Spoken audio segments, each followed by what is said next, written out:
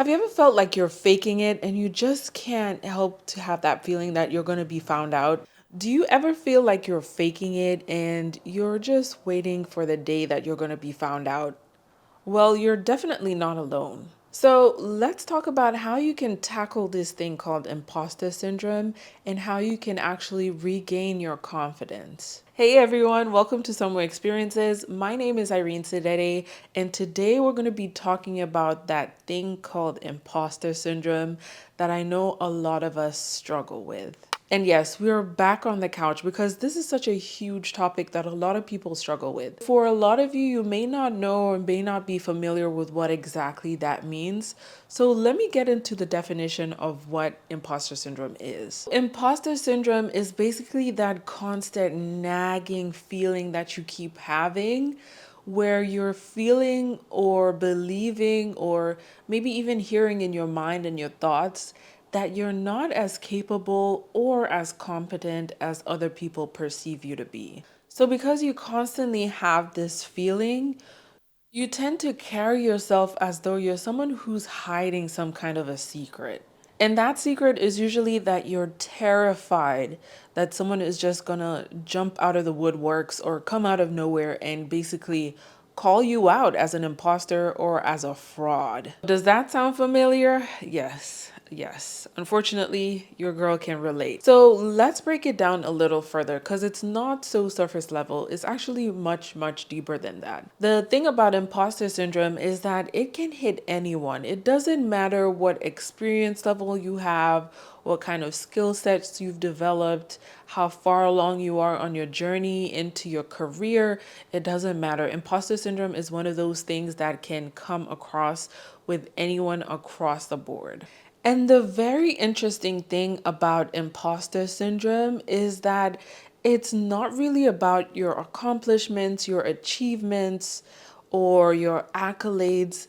It's really just about how you perceive yourself. So, if you perceive yourself as someone who's not capable, even though your resume or your skill set may reflect that, that's where your imposter syndrome starts showing up. So, for those of you who do not know, I'm currently transitioning into the field of instructional design and technology.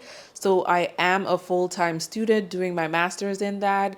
And I've also been able to work within the field for about a year now. And in this time period, it's been a lot. It's been a lot going on. And I have done some videos, just talking about my journey of how I was able to transition and how I was able to get to this point, and even how I was able to get a promotion within 6 months. Yeah, I know it's crazy, but it was just an amazing journey that kind of blew my mind. And one of the things that happened during that transition and during that time is that I found myself in a space where I felt as though I was a fraud.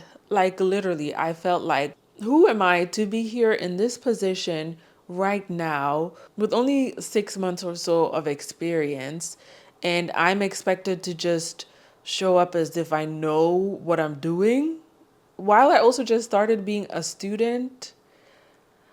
Yeah, I was in a spot where I felt as though I was going to be called out. Like someone was going to show up in my physical, like, parameters, existence, whatever you want to call it, and literally just be like, this girl is a fraud. She's a fraud. She's a liar. She doesn't know what she's doing. She doesn't know what she's talking about. I don't know who gave her this opportunity. Like, it was all irrational. Like, now when I look back in hindsight, it was so irrational.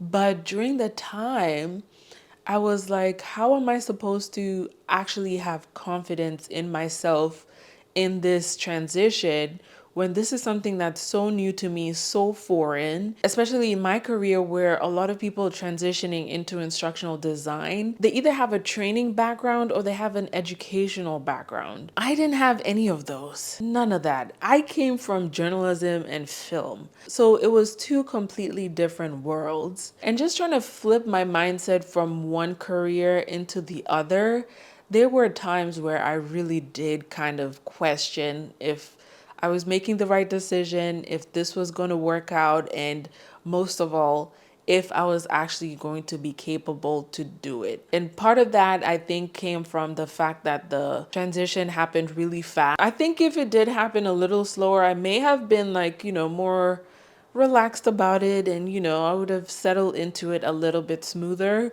But because everything happened so fast, I was just like, I don't know if I can really do this. And the funny thing about it too was that I was an intern before I got the position.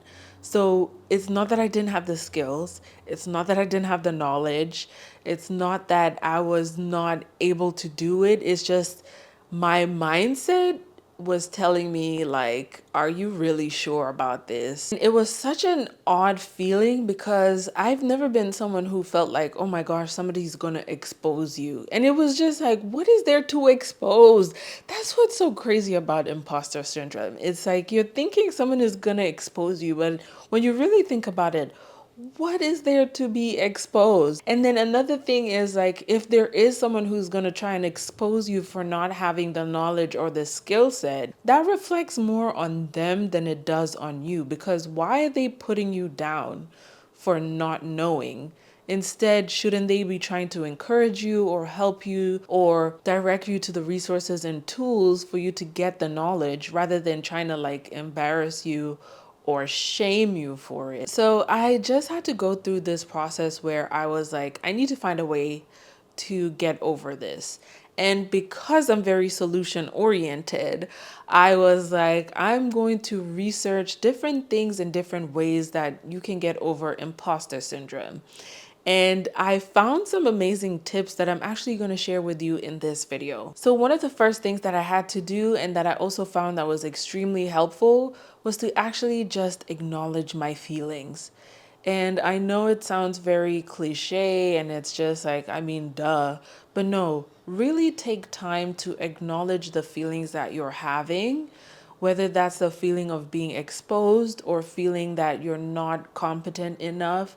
Just really, really identify that and then sit in it and accept it for what it is. And the reason why you want to do this is because you want to admit to yourself that this is something that you're struggling with. That way you can find the ways to move past it. When you tend to ignore something and not acknowledge it, it kind of acts or becomes this like shadow that lingers around you.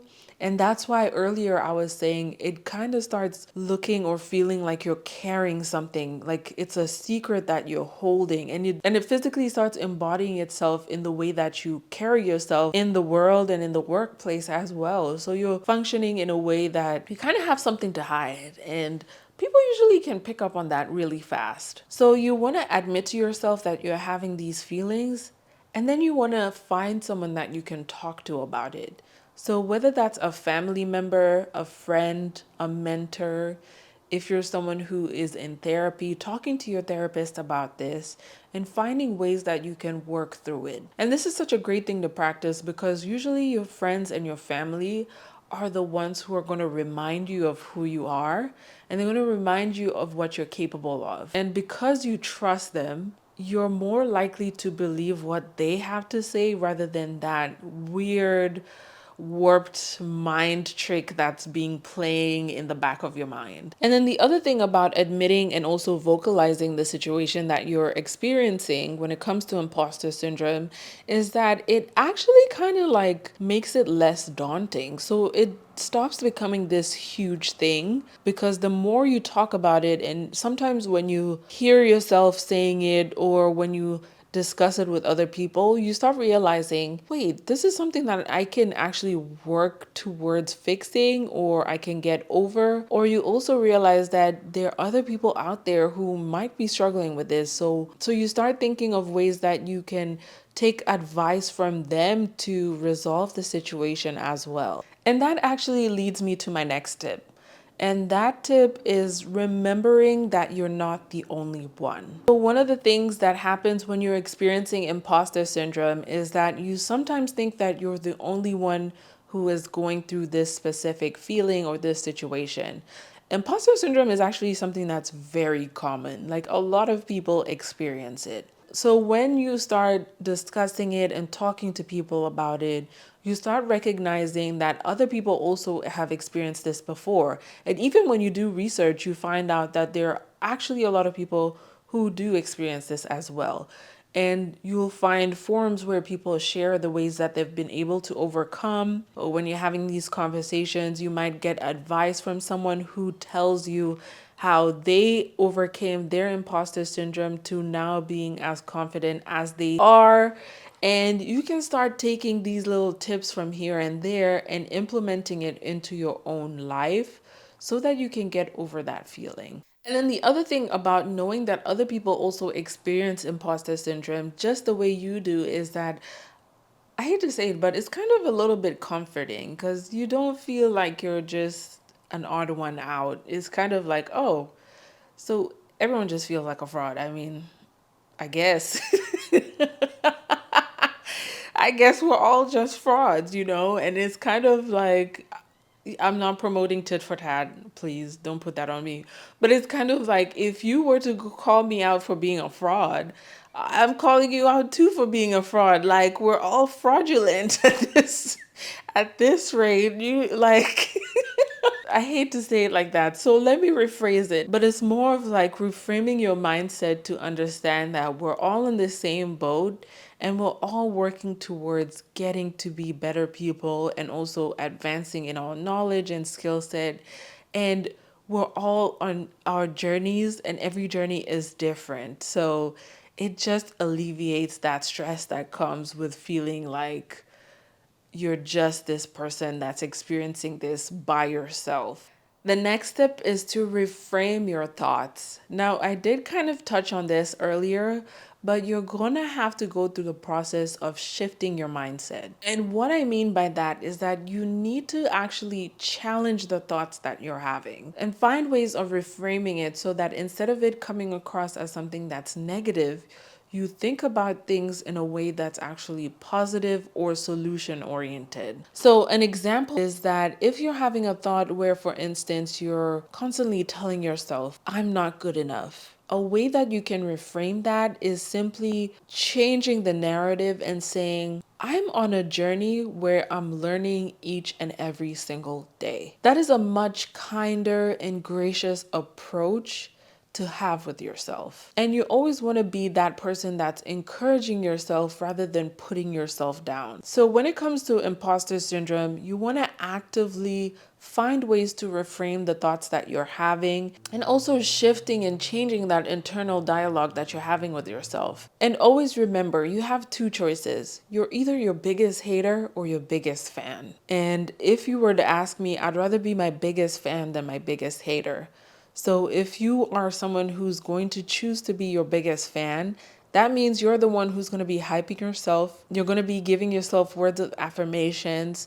You're going to be validating yourself. You're going to be encouraging yourself. This is a great opportunity for you to be the one to give yourself the confidence that you actually need. And then you also want to remember that everyone makes mistakes and there's always room for improvement. And when you make a mistake, this is not a reflection of your worth. It's just part of the journey. And now that you know better, it gives you the opportunity to do better. And the next thing that I'm going to highly encourage you to do is to always celebrate your wins.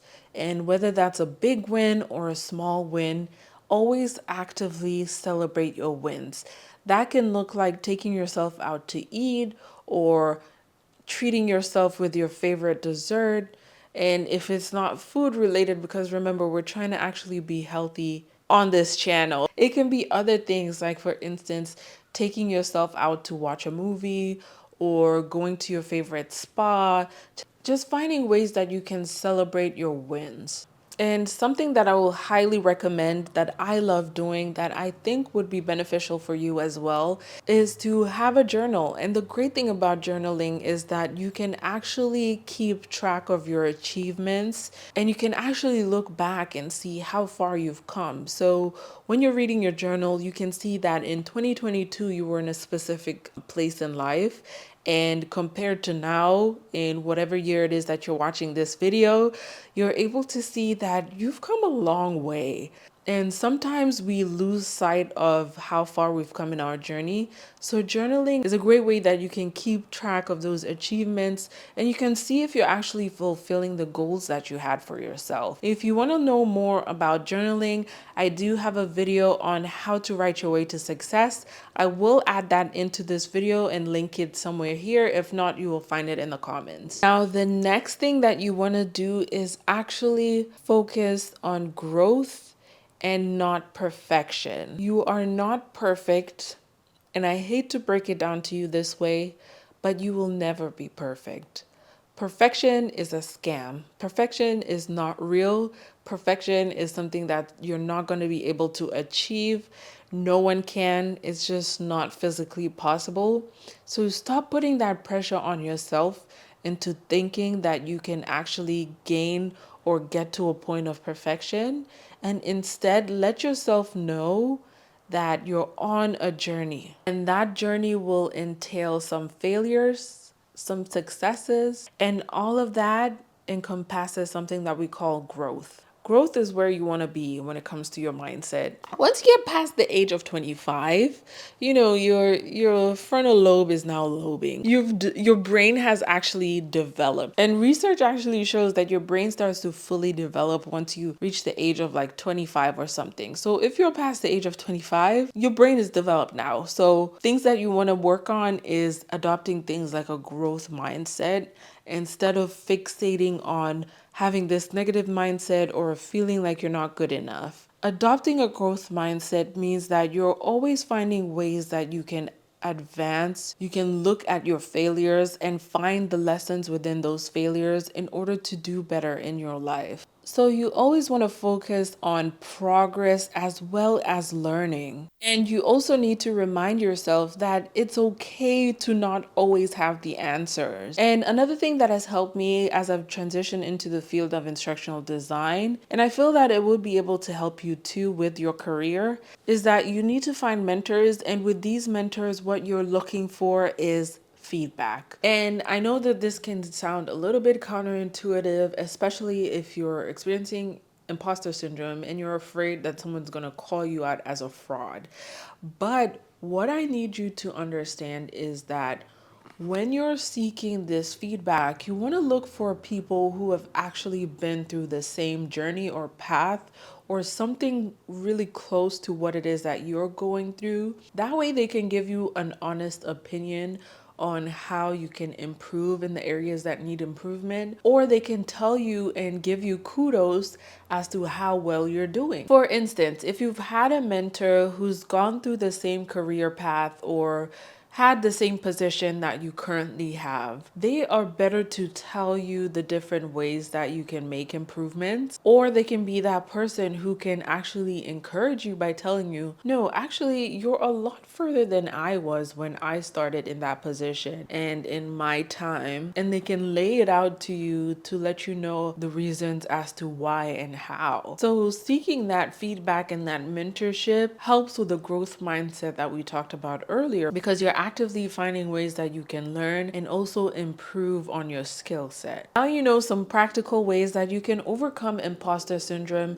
in your life, but especially in the workplace. Remember, it's not about seeking perfection, but it's about going on the journey of understanding that you're on the path of learning and also making improvements wherever necessary. It is now time for you to work on reframing your mindset, celebrating little wins here and there, seeking for feedback and also mentorship, and also talking to people about the different feelings that you're experiencing. If there are some tips that you have that can help improve the feeling of imposter syndrome, please put them down in the comments below. Again, my name is Irene Sidede. Thank you for watching Some Experiences, and I'll see you in the next one.